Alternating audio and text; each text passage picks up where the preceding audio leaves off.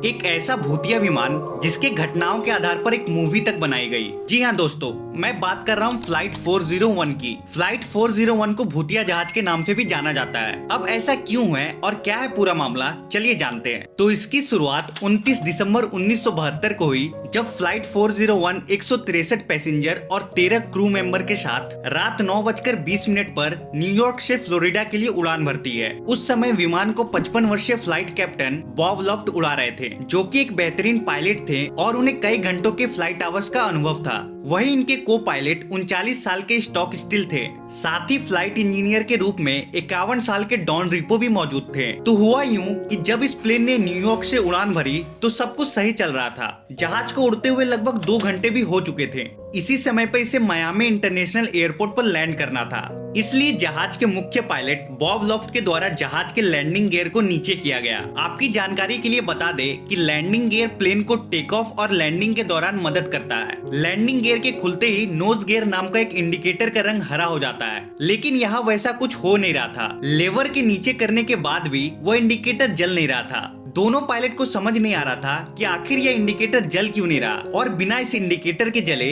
वह इस बात का अंदाजा भी नहीं लगा सकते थे कि प्लेन का लैंडिंग गियर खुला है या नहीं। अब बिना लैंडिंग गियर के प्लेन को लैंड करवाया जाता तो प्लेन को बड़े हादसे का शिकार होना तय था। तो पायलट ने तुरंत एयर ट्रैफिक कंट्रोलर यानी एटीसी से संपर्क किया और उन्हें इस बारे में बताया कि उनके जहाज का लैंडिंग गियर नहीं खुल रहा है। इसके बाद एटीसी ने पायलट को आदेश दिया कि वो तुरंत ही प्लेन को 2000 फीट की ऊंचाई पर ले जाएं। उन्होंने ऐसा ही किया और फिर विमान को ऑटो पायलट मोड पर डालकर फ्लाइट इंजीनियर डॉन रेपो को बुलाया गया। फ्लाइट इंजीनियर रेपो ने पूरे इंडिकेटर सिस्टम को खोल दिया और इसको पूरी बारीकी से चेक किया, लेकिन सब चेक करने के बावजूद भी यह इंडिकेटर नहीं जला। इसके बाद उन्होंने उस बटन को दबाया जिससे सारी वार्निंग लाइट एक बार में ही जल जाती है, जिससे ये पता चलता कि जहाज के सभी सिस्टम सही से काम भी कर रहे हैं या नहीं। लेकिन उस बटन को दबाने के बावजूद भी इंडिकेटर नहीं जला। इसके बाद कैप्टन बॉब ने रेपो को आदेश दिया कि वो जहाज के बॉटम कैबिन में जाएं और ये देखे कि लैंडिंग गियर खुले भी है या नहीं। रेपो बिना देर किए बॉटम कैबिन पर पहुंच गए, जहां उन्होंने देखा कि जहाज के पीछे वाली लैंडिंग गियर तो खुल चुके हैं, लेकिन नोज लैंडिंग गियर अभी भी बंद है। कुछ ही सेकंड्स में अब ये जहाज धीरे धीरे करके नीचे आने लगा, जिसके बाद प्लेन के सभी वार्निंग अलार्म एक साथ बजने लगते हैं। जहाज में हर तरफ अफरा तफरी का माहौल था। सभी पैसेंजर डर के मारे इधर उधर दौड़ने लगते हैं। क्रू मेंबर सभी यात्री को शांत कराने में लगे रहते हैं, पर कुछ ही समय में यह विमान नीचे आकर क्रैश हो जाता है।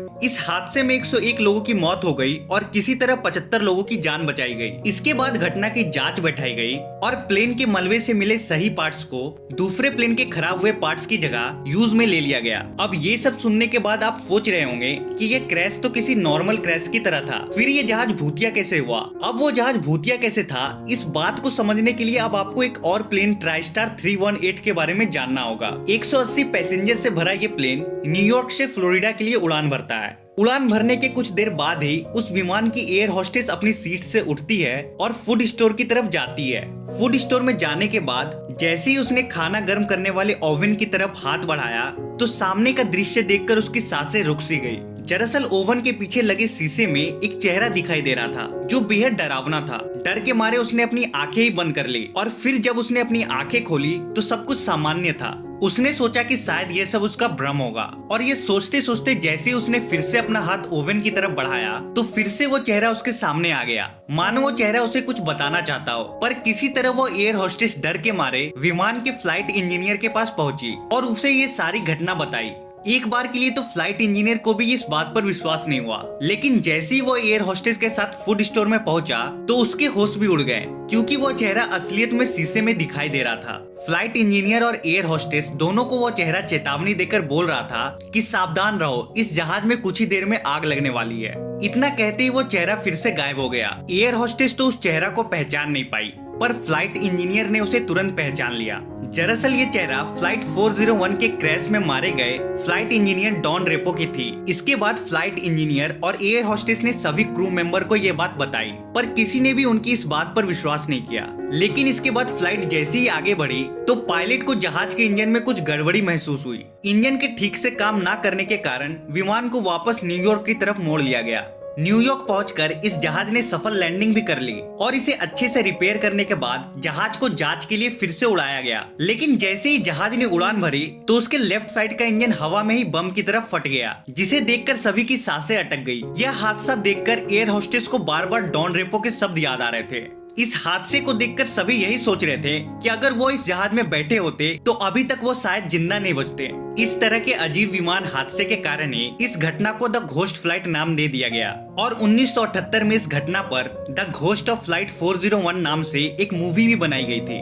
और सबसे चौंकाने वाली बात तो यह है कि जो ओवन फ्लाइट 318 में लगा था उसे फ्लाइट 401 के मलबे से निकालकर ही लगाया गया था। तो शायद अब आप इन दोनों प्लेन का कनेक्शन समझ गए होंगे। और ये घटना एक बार नहीं बल्कि कई बार ऑब्जर्व की गई थी। जब इस तरह की घटनाएं बढ़ने लगी तो कंपनी ने सच्चाई का पता लगाने के लिए एक जांच कमेटी बैठाई। लेकिन जब इस कमेटी का अधिकारी यात्रा पर थे तो उन्हें भी पायलट के कैबिन में डॉन रिपो का भूत काम करते हुए दिखाई दिया। इन सभी घटनाओं पर एक किताब भी लिखी गई जिसका नाम द घोस्ट ऑफ फ्लाइट 401 था, जिसमें बताया गया कि फ्लाइट 401 के क्रैश होने के बाद कई जहाजों के साथ भूतिया घटना घट चुकी है और जिन जिन विमानों में यह भूतिया घटना घटी वो इसलिए हुई क्योंकि उन जहाजों में फ्लाइट 401 के मलबे से बचे हुए विमान के हिस्सों को निकालकर इस्तेमाल किया गया था।